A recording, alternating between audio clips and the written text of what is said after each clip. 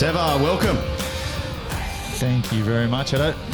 Now, the Andrea, the Sydney Olympic legend and flea in studio last week has certainly taken off. Yeah, he's in the bank now. The response has been absolutely amazing from everyone involved in the football family in New South Wales and Australia, and it's been unbelievable. He certainly took us back. No, he took us back. Some of the stories. Oh, fair dinkum. All right, now today's podcast is brought to you by Ignify Legal. Buying or selling property, needing expert legal advice? Contact Ian and the team on 8823 3309. Now today's in-studio guest, Seva, a personal friend of yours. Yep. From a long time ago. Andy Bernal, welcome to Heto and Seva Uncharted. Thank you. I'm very excited to be here, hearing wonderful things about the program, the podcast, and you boys are doing great, and it's an honour and a pleasure to be here. Thank you, mate. Look, it's an honour. It's an honour for us. When we first started the podcast, we said straight away that we wanted you on, and it's been a while in the making, but we're finally here. Well, it's you kept your word, Yeah. which is fantastic, and I told Seva that I'd love to help you out with it, and it seems like you don't need much help. You're doing great things these days. But it's fantastic what you're doing. Getting people in here of all kind of walks of life, like Andrea the other day. Helping people and spreading good word around the community. It's a fantastic thing. Brilliant, thanks, mate. Now, part of the reason why you are on is you're launching a book, Riding Shotgun, the autobiography of the original Wizard of Oz. Now, when this episode airs, we would have been to the book launch on Tuesday, the 27th of April, Seva. Correct. And Andy, it's looking like a great read. Yeah, it's. I wrote it myself, which is I'm very proud of that, and it covers my football journey. 35 years ago, heading off to Europe, which was quite difficult, really. With no agents and you just jump on a plane and go over, and then covers after my football career, and touches on things that previously probably were more reluctant to talk about, regarding mental health these days with athletes. And, what can I say? I'm very proud of it. I think it's a fantastic read. Everyone that has read it so far or had an opportunity to look at it, the feedback is fantastic. But it's the things that I've achieved, the things I've gone through. I don't know for what reason, maybe destiny, I have no idea, but those things are so amazing that it's allowed me it's kind of made it easy to write an amazing kind of book. It's a movie. It's definitely a movie sometime. Well, that's the thing. We've got everyone from all sports, pretty much commenting and saying, look, I can't wait for this book to get out. Like, you don't have to be a football lover to be able to pick it up and enjoy it. I think it's actually going to turn into a movie. Hopefully someone picks it up. It'd be fantastic, and it's, the childhood stories are great, Dad and my parents coming over on a boat. They hadn't even met each other then, but they came over on the same boat, on the same ship, Wow.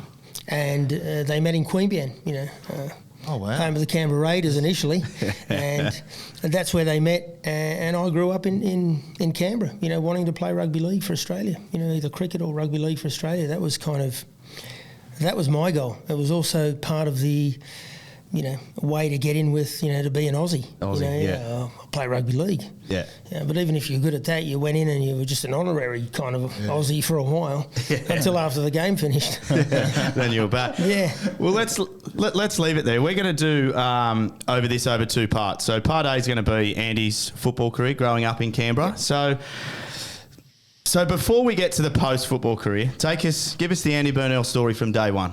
Back in Canberra, how does that Canberra lad get across to Europe and play in the best leagues in the world?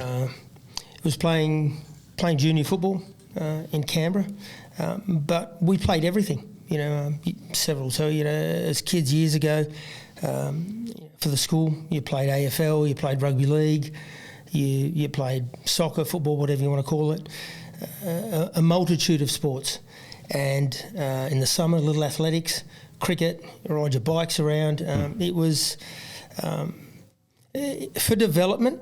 it was something that I think is missing today. Yep. You know, the ability or the opportunity to play a multitude of sports and understand angles and space. We've spoken about that, hey, Seva? Yeah, we've literally spoken about that. It's like they miss something. Missing something. You know, it's like you look at rugby league, a fullback. Yeah, it's kind of like a sweeper in football, covering, and Slater gets it at the back, runs it out, a bit like Zelic. Doing the same thing, and it's if you have the opportunity to play a lot of sports. You start understanding, the different spaces. You're aware of things, and it makes for a better athlete. Ultimately, if you want to play top level football, you need to have a special mind, a special brain that can understand all that. But you need to physiologically be a really good specimen. Yeah. You'll find that at the highest levels, whether it's rugby league in Australia, football in Europe, at the real high end, I haven't seen a bad athlete in many different ways. Some might not be as fast as others, but they'll have a magnificent VO2 max. Like Iniesta, Busquets, and Xavi. Man, these guys have got VO2 maxes of Olympic 800 and 1500 metre runners, and just run all day. Yes, so so that was kind of. I was able to play a lot of sport. Always wanted to play rugby league for Australia. Yeah, okay. Yeah, that was... Well, it's that growing up in Canberra. It was only the Raiders, wasn't it? That's pretty much... It was the Raiders, and you kind of... the football or soccer was kind of run by migrant, communities. The Italians had Juventus, the Spanish club, this and that, and you played for those teams. And I didn't join the Spanish club as such till I was... maybe 15, 16, played for my local area, Belconnen, Bell South. They were a team there, and we had a Spanish coach called Cedo. He was also the drummer in the Latin band on the weekend. So there's no parents wanted to do the coaching anymore. So Dad said, well, what about Cedo? He knows a bit about football. And I said, Cedo, the drummer in the band?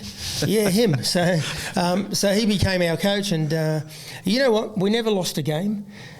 We played amazing football, and his instructions were just go and play like Spain. Yeah? Wow. Yeah, that was like, people ask me, like, what academy did you go to when you were a kid?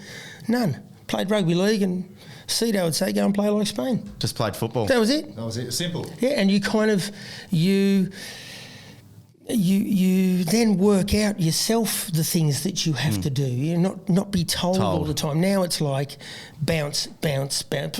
You go to a football academy and all you hear is bounce, bounce, bounce, hit the bouncer, hit the bouncer. Bouncers are nightclubs. Yeah. Not football teams. And it's just... the terminology they use these days, I believe it's wrong. It just allowed for more...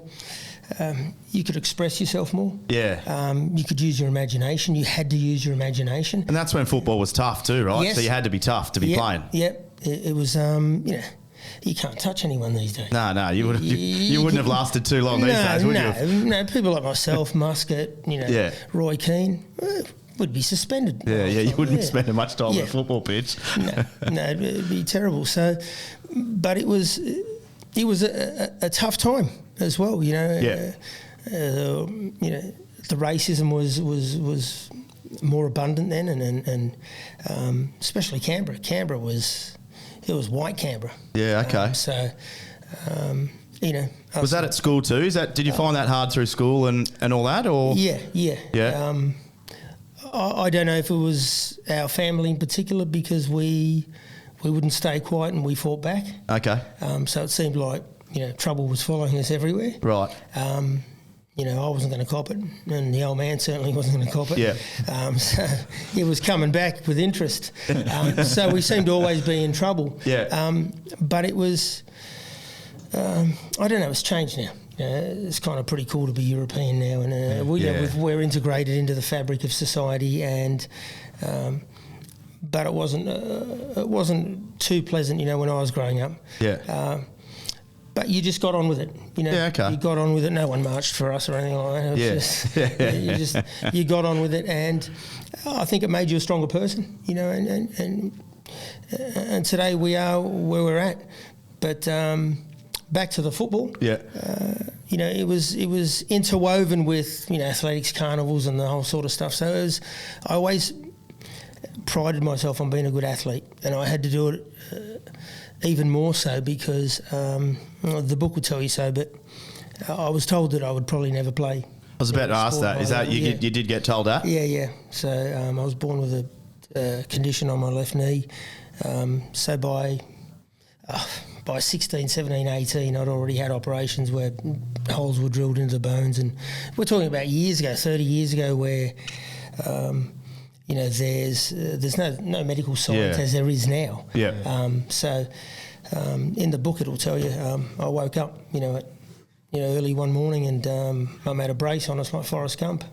Yeah. Yeah, I was trying to twist the knee and bend it, with steel and leather and it was one of those ones where, to be honest with you, and I probably don't use it a lot, but my sporting career was on one leg. There hasn't been a day where I haven't had pain with no cartilage and very little cartilage. And then by 2021 after Spain, I had no hyaline articular cartilage, which is the cartilage on the outer lining of the bone. So, imagine doing Bathurst, for 10, 11 years in a row with no brake pads and no shock absorbers.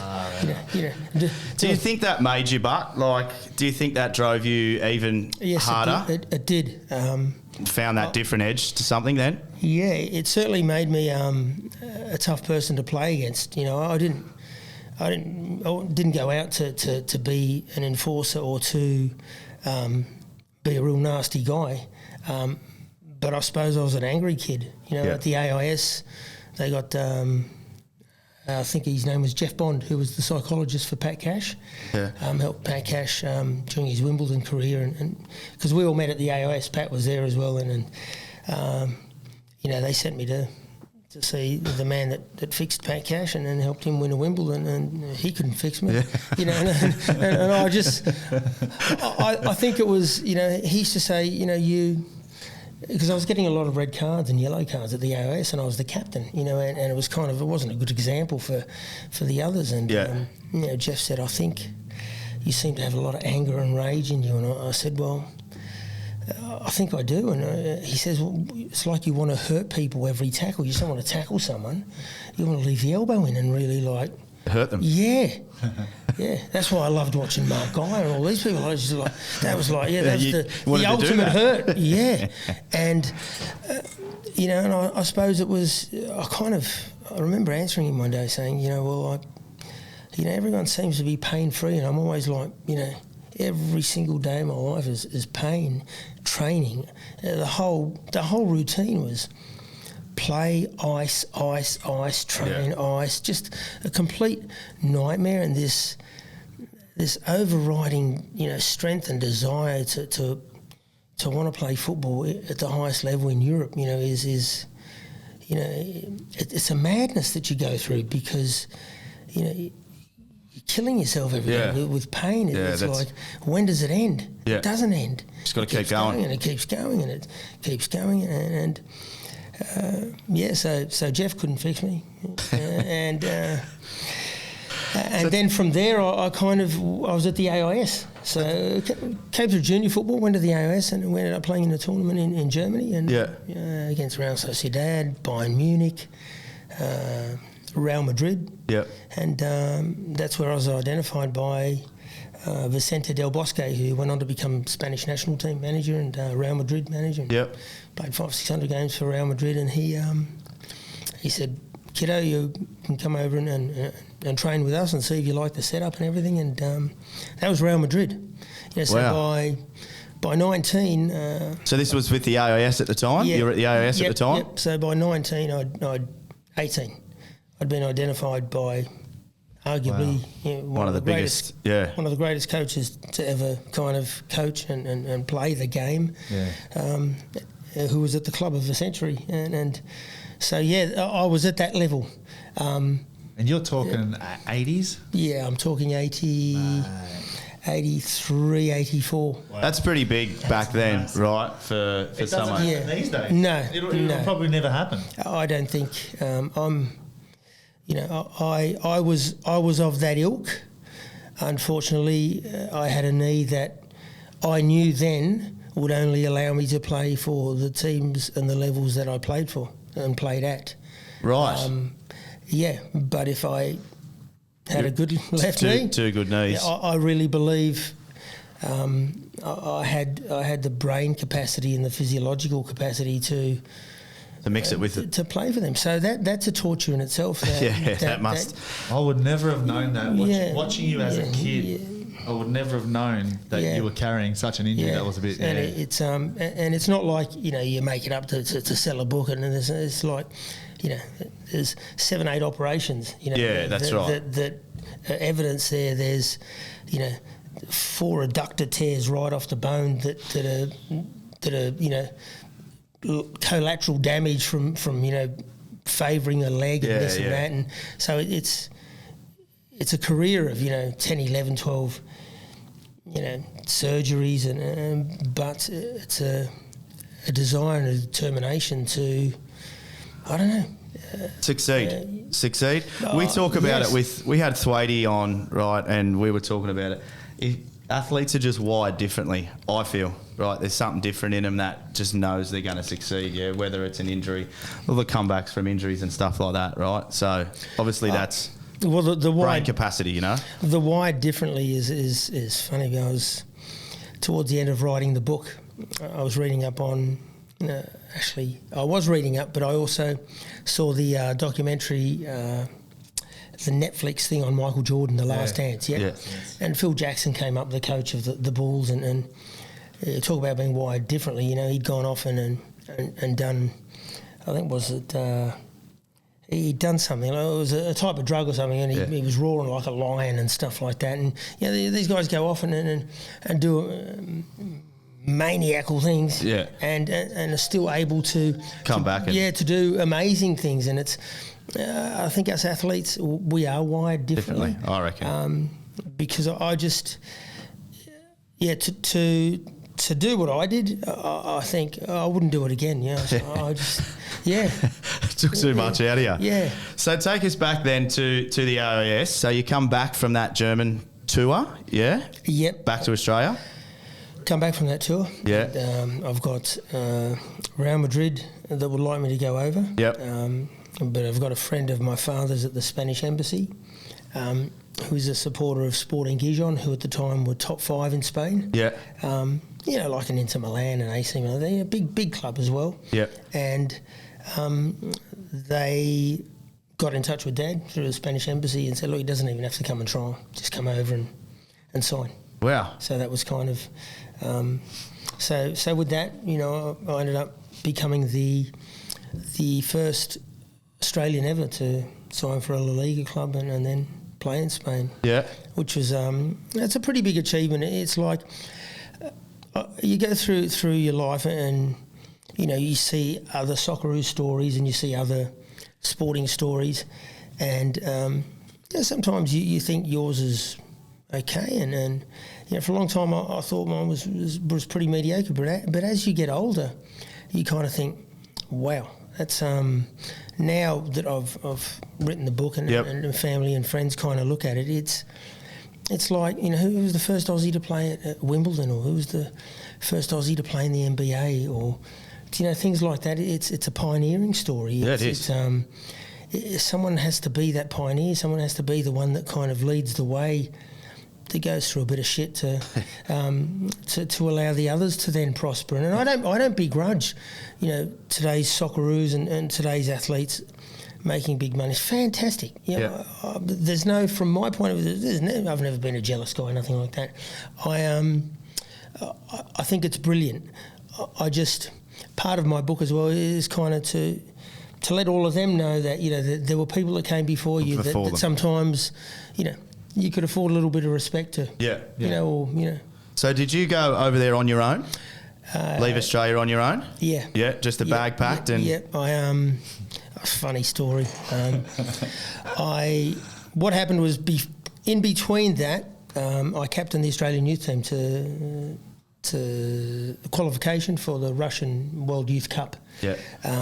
Which I didn't end up going because the Spanish team said, well, there's a problem with FIFA and the passport situations and visas, and at the time, to play in Spain as a foreigner, if I played for Australia, would be really difficult. Okay. So I had to kind of go to Spain on a Spanish passport, Right. and but I wasn't choosing Spain or Australia. I wasn't. I was choosing that I wanted to play in Spain. Play in Spain, yeah. And my Spanish passport would allow me to do that. And the club said, well, we don't want you to go and play for Australia because then you occupy a foreigner sport here. Right. Which was difficult back then. The FIFA laws were a bit antiquated. And so it was just a lot easier to play in Spain on a Spanish passport. But in Okay. the end, that kind of, when you read the book, Yeah. it kind of worked out not too good either. Right. I got chased out by military police. Oh, wow. What? Really? Yes, really. Yeah. Because I got called up for Spanish military service too. Because you were holding a Spanish passport. Yeah, but they wouldn't let me play as a. So what happened in the end? Because I'd already played for the Australian youth team, Couldn't play as a Spaniard. I couldn't play. Yeah, I couldn't play as a Spaniard. Yeah, because the laws back then were a bit different. Now you've got to play for like the A side, the full national so team. full cap. Full cap. But then it was kind of. It was a fantastic time playing in Spain. It really was. At 18, 19. I'm in first 11s at Albacete and Jerez, and I'm playing against Valencia, Bilbao, Deportivo La Coruña at the Bernabeu Stadium. Packed houses. Yeah, in first 11s. I'm 19. What Aussie kid does that now? No. It doesn't happen. Doesn't happen. No. Like we said before, it probably won't happen. Yeah, it doesn't happen. And you're talking, sorry, Birch, back then, how many foreigners? You were allowed 2 foreigners. So when Gijon loaned me out, they loaned me out as a foreigner, but as a defender, and it's unheard of in Italy and Spain back then. Unheard of, because they would go. The top 40 teams in Spain would go for the best number 10 or the best number 9, the attackers. Right. Not defenders. Yeah, no, you don't want your defenders. So do you put that down to you just having a go all the time? Like you were tough, uncompromising? I put that down to that I was of that level. Yep. But I will also, and that's what kind of tortured my soul for the next 10 years was that by 21, by those 72 games in Spain, my knee was pretty cooked. Bust. Yeah, I was cooked. Yeah. There's no brake pads. Yeah, There's no shock absorbers. Yeah. And you're putting in for 90 minutes. Yeah, I'm putting in for 90 minutes, and then I can't walk for a day. And it's just nightmare. And then your knee kind of like and then you get into your later years. The last 2-3 years, it stiffens up, and I'd go and put a hammer to it to try and unstiffen it. Yeah. Because I didn't want more holes drilled in. Yeah. So it forms scar tissue and craters in there, like the surface of the moon. Yeah. Right. So how do I kind of straighten it a bit? Go and hit it with a hammer. Yeah. It's nuts. It's crazy. Yeah, it's tough. Who hits their knee with a hammer? Yeah. Did it take the fun out of playing? Like, Yeah. Did you think, oh fuck, I've got another 90 minutes, but I've got about 3 hours? Yeah, the last 2-3 years, I was just nicking a living. Not nicking a living in terms of that I wasn't. It was just I didn't want to be there. Yeah. But when it came to playing 90 minutes, I gave you. You could turn yourself on for that. Yeah, I gave you 90 minutes. It's not difficult. You're playing an FA Cup match and you got Roy Keane and Giggs and Canton next to you. Yeah. I'm giving you 90 minutes plus. I'll go as far as you want. Yeah, do you know what I mean? Yeah. And you can't walk for a day. So I remember going home one night in England and I fell down the stairs and my mum and dad were just like, "Dad, you don't have to do this anymore." Yeah. And then can't walk and then. But it's what you do. Oh, I've got another 2-3 years of my contract, and I'm just going to do it. Yeah, and you kind of, what's ahead? What else do I do? Yeah, so that was kind of the Spanish journey, and 72 games in La Liga. In La Liga, 1 and 2, 1 and 2, yeah, and after that, it came down to I'd been called up for Spanish military service, and. You know what? I would have done it. I would have done the Spanish military service if they let me play as a Spaniard. Okay. So you're going to let me play as a Spaniard and I'll do your military service. But you want me to go to war for you? And you won't let me play for your country. Yeah, it's like it was a matter of principle. You know, you call me up for the army and I'm Spanish to go and fight a war for you, but you won't let me play as a Spaniard in one of your teams because I've played under 20s Australia. So it was just, you know what, it broke my heart. Because to be playing at 18, 19 in all those stadiums, mate. You know, my mum and dad, you know, they'd seen me play at the AOS. We hadn't talked to each other for a year.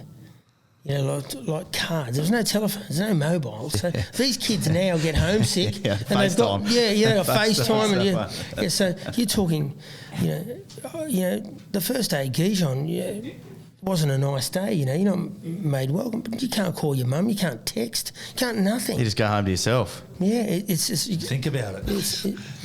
It's squirrels. It does your head in. Yeah, it does. And you look at it now and you know, so how can you get homesick now? Kids they've got screens like that at home. You should talk to mum and dad. So it's literally like they're there. Yeah, so it was that was a scenario, having to leave, you know, arguably one of the greatest football nations on the planet. Yeah. You know, when you're playing week in and week out, and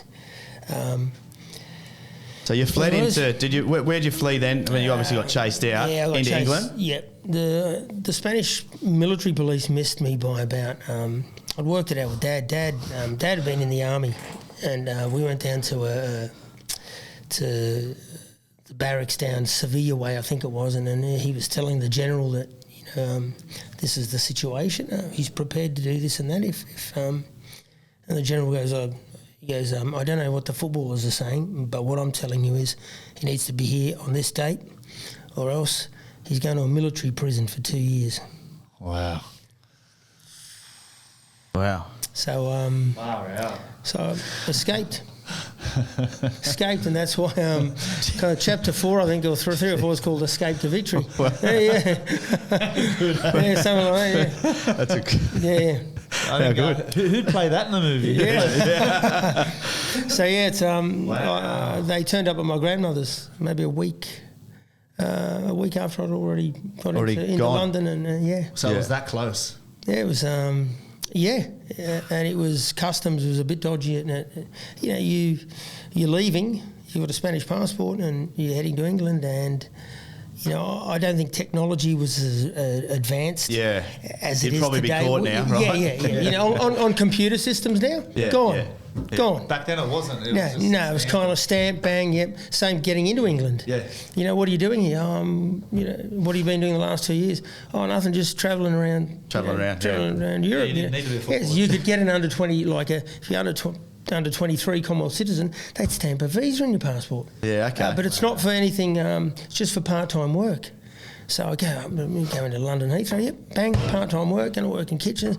Next minute, I'm playing for Ipswich Town. I was about to say, you're playing for... So sign with Ipswich Town then, yeah? Yeah. Oh, no, first That was Notts. Nottingham Forest. Nottingham Forest. Yeah, they were two-time European champions, managed by Brian Clough, who's probably the greatest manager of all time. Britain, and you didn't walk into Clough's office. Is that true what they said about him? He's insane. Yeah? Mad, yeah. Just, have you not seen any of Clough? Yeah. Well, just hearing it from straight from your mouth is... You've got to, just... So they are true. I've heard a funny story about how Dean Saunders actually tells the story. Oh, the Dean Saunders one's a beauty. Yeah. What's that one about? He loves flowers or something in the garden. Because he signed him. He signed him. Wanted to sign Saunders for $2.8 million or something. It was a transfer fee. Yeah, you know, but he was pissed by 10 a.m. or something like that. So he's like, I actually can't recite the story because it's so good that you've got to watch it on YouTube. It's actually amazing. There's another one where Wimbledon first turned up with the ghetto blasters. Remember, they used to. Yeah, they've turned up with the ghetto blasters and start playing it at the City Ground. And Cloughie's like, "What the fuck's going on next door?" So he tells the assistant Hilly to go up a couple of times. Comes back, and Vinnie Jones is the captain of Wimbledon. He's not listening. He's getting no change. So then eventually Cloughie goes in. and Vinny knocks on the door. Vinny answers, and this time Vinny sees Cluffy. Cluffy walks straight through, grabs a ghetto blaster, boom! Now play your fucking music, Wimbledon. Walks out. Yeah. Okay, he was unbelievable. And that was the first To Vinnie Jones. Walks to straight Vinny past Jones. him. Yep. And he said Vinny then told a teammate, a Welsh teammate that played for Forest. He goes, man, when Cluffy walked in, it's like wow. It's like we were all like shitting ourselves, like that's the man. Yeah, and he, I have a story in there of, something he said to me at half time in a game v Derby County. It was a reserves game because at the time in the position that I played, he had 2 England internationals, Des Walker and Neil Webb, who went on to play for United the next year. So, but he liked me. He liked me a lot, and. He, I was his main man in the reserves, but he said, I can't put you in. I've got 2 England internationals ahead of you, but I will find you a club. I'll help you. Did he? So he was the one that made the phone call to Ipswich Town, and the rest is history. I made my debut for Ipswich on his recommendation. Yeah, so for me, and there's a halftime tunnel pep talk that he gives me that has got nothing to do with football. Absolutely nothing to do with football. Did you know it at the time, or did you have to decipher it? No, well, I kind of now I look back and I start thinking like very, very intelligent. So for something that he offered me something at half time, and he gave me some words of advice to motivate the rest of the team, and he said, I'll get you this. Do you like this? I said yes. So for what he was offering, I gave him my world. Wow. The second half, I gave him my world. So that's the man management side of him, yeah? He knew and the next, individually how to get what he wanted. And the next morning, he came in and delivered. Did he really? He goes, I offered you, but instead of one, he gave me a box. I'll let you read what Yeah, okay. Wow. Yeah, but it's just it was the day that I began to understand that, and he would tell me sometimes, he goes, son, football management has got nothing to do with football. Whether it's the Panthers, whether it's Socceroos, whether it's whatever, it's, it's how do you're at Chelsea, you're at Man United, they've got 30 players on $500,000 each a week. How do you motivate them? What do you say? You can't give them anything. No, like they're all driving. They're on $500,000 a week. They're all driving in Ferraris. They're buying a house a week. What do you say? What could you give him? Mourinho was very good with that one though. He, when he first took over at Chelsea, he came in with his masseur, little Portuguese bloke, like the bloke on Benny Hill. And he'd primed him up already, and he said, when I go into the boys this morning, when I say when I ask the room who's won a European Cup to put up their hand, he goes, you and I are going to put our hands up. He goes, watch the rest of the room. So he's got Drogba, he's got all, Lampard, the whole one. He goes, who's won a European Cup? Mourinho and his masseur put their hand up. Little masseur, Lampard, all of them, Not one hand came up. He goes, and Lampard, I think it was Lampard later said, it was a moment where we thought this guy had something about him. He was different. He had those mental games that, that can get inside their head. That can lead you to success. Not all the time. It's becoming more and more difficult now. Even a Mourinho at Man United. What do? You can't. The boys are on so much money. The board aren't going to get rid of the whole team instead of the coach. No, that's we're talking about that. Yeah, correct. They're going to get rid of the coach first, right? So it comes down to management, like Cluffy said. It's got nothing to do with football. Nothing. It really doesn't. Nothing. He. I remember one story. He brought in an iron, like an iron that you iron clothes with, and he said to Stuart Pearce, in front of all the boys, he said, "You're a fraud." Stuart Pearce was captain of England at the time. He said, I watched you play midweek, and he said, you're a fraud. He'd gone, he goes, he said, Captain of England. Captain of England, he'd played midweek, and he'd come back, and I think it was Thursday. they'd had a Tuesday or Wednesday game for England. He'd flown back in, and they were all in the dressing room the day before. I think it was the day after, or a couple of days after the England game. And Piercy's back from England duty, and Cluffy walks in. He says, "You're a fraud, son." And yeah. He goes, "How do you think you played?" And Piercy goes, "Yeah, I thought I did all right." He goes, "I thought you were a disaster." Yeah. "I thought you were terrible." Yeah. And he said, "You're a fraud." Yeah. Wow. And then he says, and I think Piercy said something like, "Well, why do you think I'm a fraud?" He said, "Well, I was looking at the yellow pages, and you advertise that you're an electrician as well." Okay, and he said, before I kind of became a pro footballer, I was an electrician, and we had a family business, and now it's like Stuart Pearce's electrical business, whatever." And Cluffy goes, "So if I ring you up, do I get Stuart Pearce or I get somebody else?" She goes, "Well, you don't get Stuart Pearce. Like it's just the business name." He says, "Well, you're a fraud." Yeah. So he came in, and to cut a long story short, his wife's iron had bust up, or some of the electrical corders, and he goes, "My wife's iron doesn't work, so oh no!" Yeah, so he left it there. He said, "If you want to play on the weekend, that better be fixed by Saturday." Yeah. I'm wondering when's the iron coming to. Yeah. Really? Yeah. Just and it was just stories like. But he must have owned the dressing room then, Cluffy, right? Oh. So whether you're England captain, whether you're you playing reserve team football, he just owned the dressing room, didn't he? Yeah, he was there with his dog. He used to walk around with this Labrador Retriever, and he either liked you or he didn't. He took to me. He liked the fact that.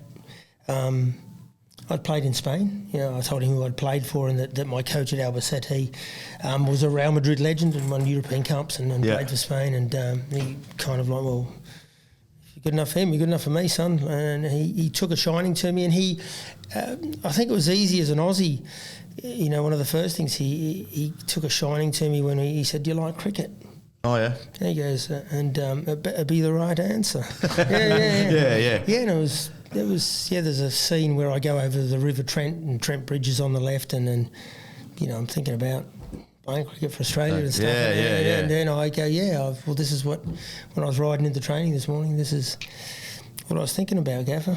And I think he took a shining to me after that. I think he liked characters as well. He was, and he was a bit nuts, and I am a little bit too.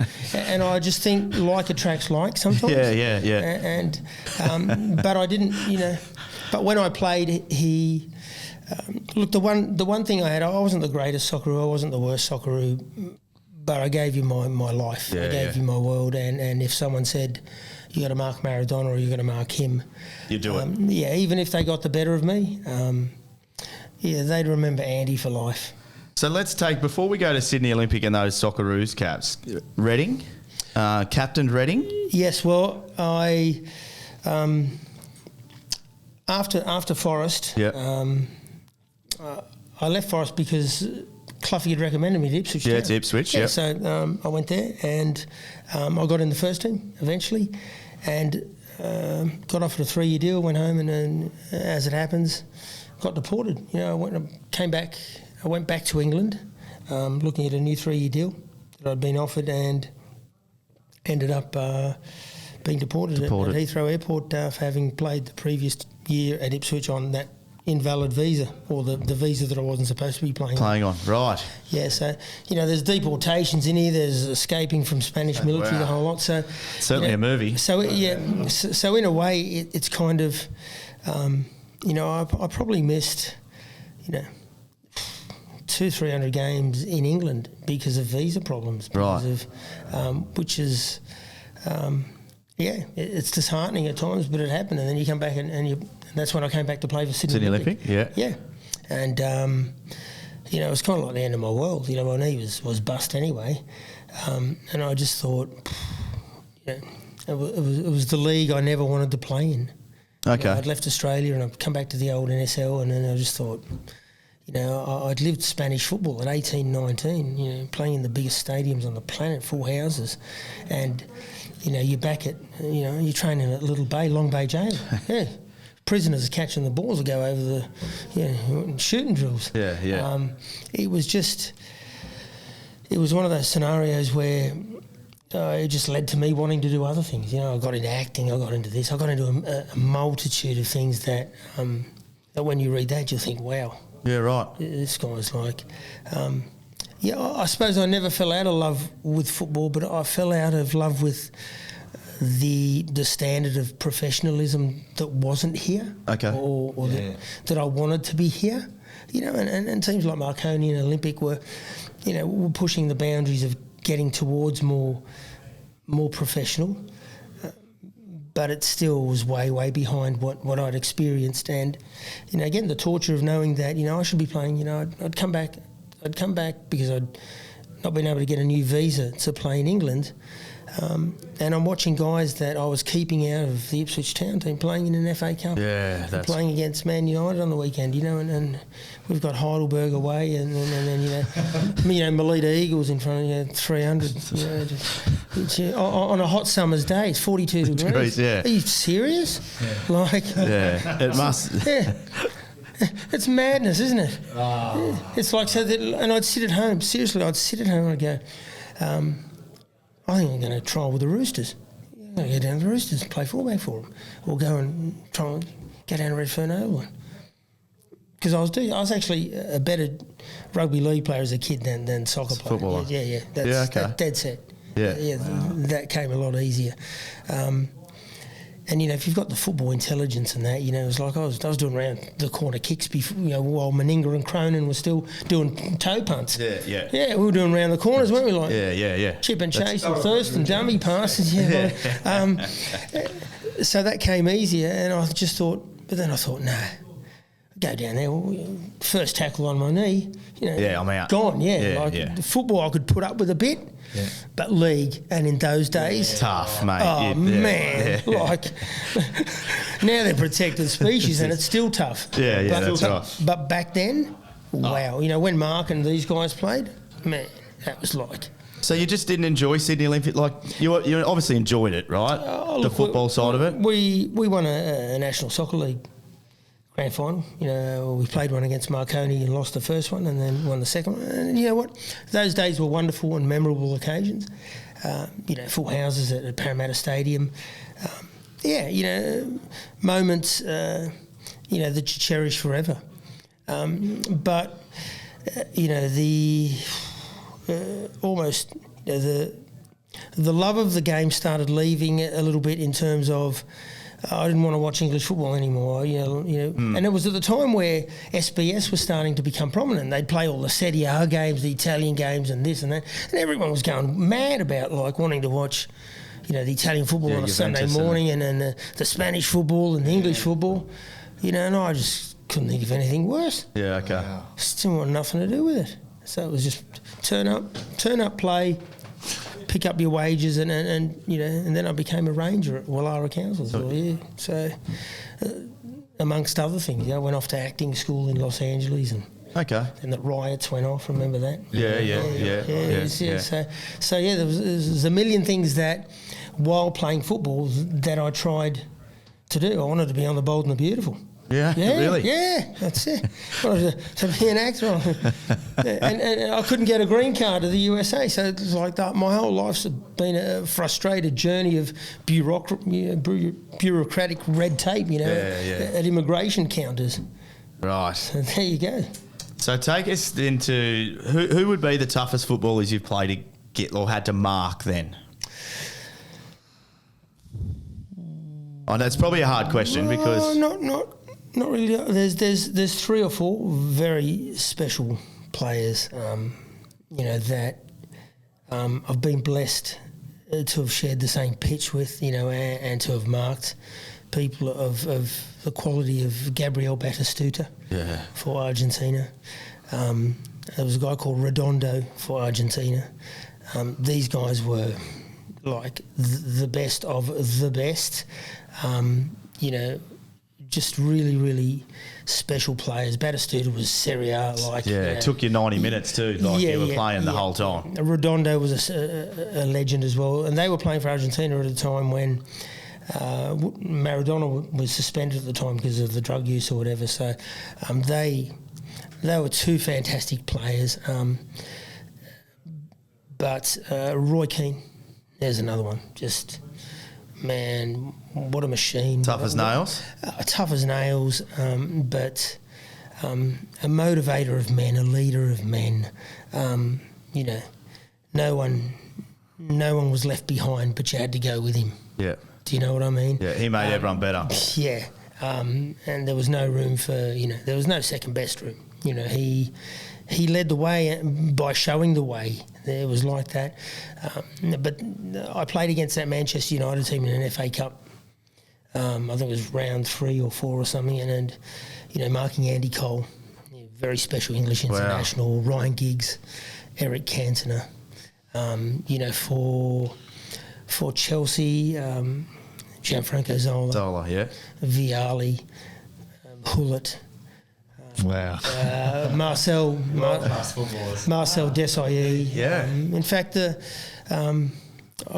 I've said to my wife a few times, like in terms of, the accolades you get in football and things that people say to you over time and what you've won, what you haven't won, and kind of, sometimes little things like the greatest accolade someone's ever said was, remember Zola, Desailly and Leboeuf came up to me after we played Chelsea and they said, you should have been with us. Really? Yeah, so, wow. That's pretty good. Like, it's must make you feel good, right? Especially talking about it now, that brings back. Well, now it's kind of like, all the kind of bad injuries and everything that like that now is kind of, it's a special thing. They're not monkey players. They're very special. The best of the best, and they say you should have been with us today. Wow. So it's the little things like that even mean more than maybe a medal or something. Sometimes it's you can put your head down on the pillow and know that those blokes, they'll win a game. Yeah. Who wins the World Cup? Yeah, that's kind of the the respect that kind of you try and afford to people and that you'd like back and so there you go. There's a nice little thing. Now, your Socceroos caps, that must make you pretty proud as well. Yes, it does. But again, it's one of those things that, in the end it was 21 appearances, 21 Socceroo appearances. But, it kind of, I'm a little over I should have got 100 appearances or 50 or 20 because it seems a little bit ungrateful. Some people dream of just having one. Yeah, getting one cap. Yeah, some people one cap, would be their dream, and here I am whinging I only got, but it is what it is. I probably did miss 50, 60 caps, at certain times. I got injured before England were going to come out. The week before I was in the team and got injured. Remember Durakovic came in and 60 caps later he was still there. That's what happens. Yeah. You play for your nation. In Australia one time, it's a great honour. It's a great achievement. I suppose if anyone can say they maybe should have got more, I'm in that position to say it, but, I look fondly back on it, but more in a pioneering type way. Yeah, certainly played with some good players there. Played for Australia, right? Played with some very good players, and the teams I played in with Tovan, Ivanovic, and people like this, and Ocon, Bosler, all these guys. We should have qualified for a World Cup, right? That's disappointing on hands down. We should have, but we were always tied into that South American group, so it was always going to be difficult, very difficult. Like for example, they made it so hard for us to get the World Cup. Yeah, I mean the one that I was injured for, where the boys lost to Argentina home and away. Remember right, Maradona came back from there. Yes. I mean, very difficult, to beat Argentina, and back in those days, like. The golden generation team that beat Uruguay that I was a scout for, which we'll talk about later on. We've got that in part 3. I mean,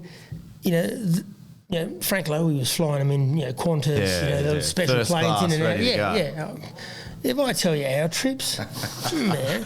Cattle class, is that what we're talking It took about? us 52 hours to get to Buenos Aires once. 52 hours on Aerolíneas Argentinas. I think it was the cheapest flight available. Yeah. I mean, people were sleeping under the chairs. seats. It was a nightmare. And you get off the plane and you're marking Batistuta and Caniggia, and you still got jet lag. Police, cramping up early. Yeah, there's the two top goal scorers in Italy. Serie A. We're playing for Sydney Olympic and Marconi. 52-hour flight. Good luck. Yeah.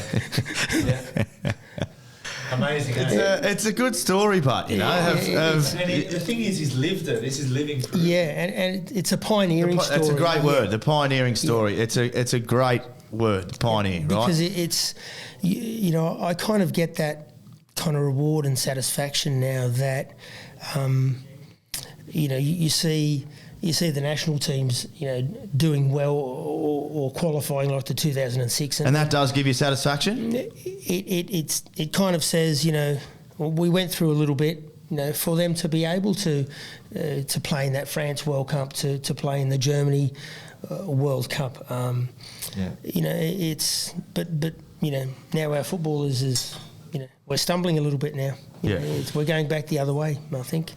Yeah. Hopefully not, but yeah, you know. So I think everyone has their own Socceroo journey, their own football journey. Very true. You know, this young man here, he could have been AC Milan, Juventus. You know, but things, you know, sometimes the face doesn't fit. Sometimes, you know, the wrong decision, the wrong management at times. You know, Dan will tell you, you know, he was beating Vieri's, you know, goal scoring records, and you know he's humble enough not to bang on about it, but he was a very special talent, and he was so much so that I took him to Millwall when Timmy Cahill was there, and you know he did well, but you know it depends when you go to a club, you know, if they've got another striker, if they need you, timing. Your face doesn't fit. We talk about that, yeah. Timing is, to be honest, I think I got more luck away from football. After football. You know what I mean? Sometimes, like, you know, you just keep hitting, you go, wow, I wish I had that luck. Yeah. That's probably similar to you, but right? With all the bureaucrat stuff, bureaucracy that happened to you, you know? It's timing, right? Well, it is timing, and it's, you know, it would have been different in today's. I mean, with the European Union and Euro passports, and you know, most teams in England are non-English players. A lot of them, you know, it's so different now. But it was what it was. It is what it is. You know, you can chop it up how you want. This book, My Life, you know, and smoke it however you want. It is what it is, and we certainly won't be doing that. We can't wait to read it. And we all, you know, I think as you get older, you kind of start understanding the journey you've been through, and working out, you know, maybe why. Are you satisfied with your football career then? Do you think you talk about your knee, you talk about obviously the bureaucracy. Are you satisfied?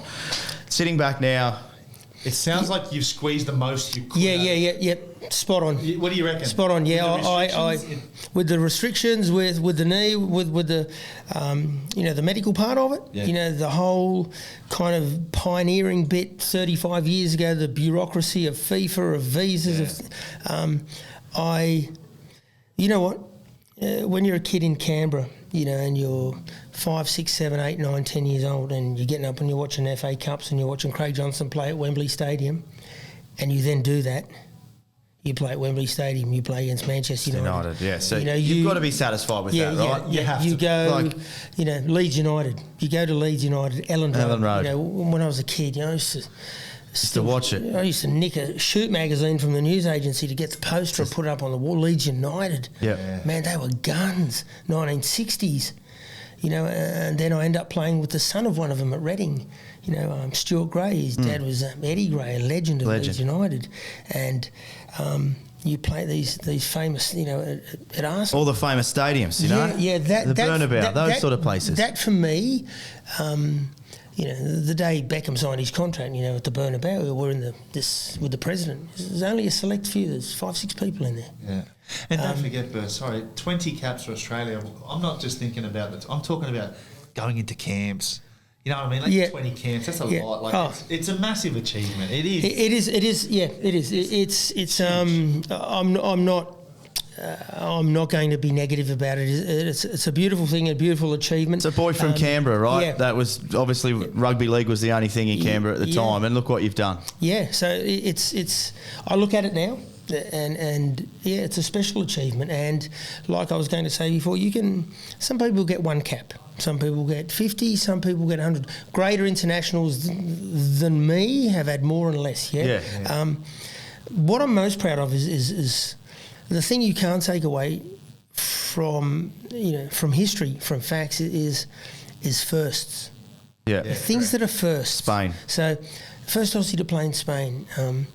The first Aussie to play in both Spain and England. Arguably the two greatest nations on the planet. Yeah, for football, most kind of attractive, that everybody kind of wants to play it. Italy comes in as well. So before Aloisi, before Vidmar, before Ryan, Kiko Andy did it.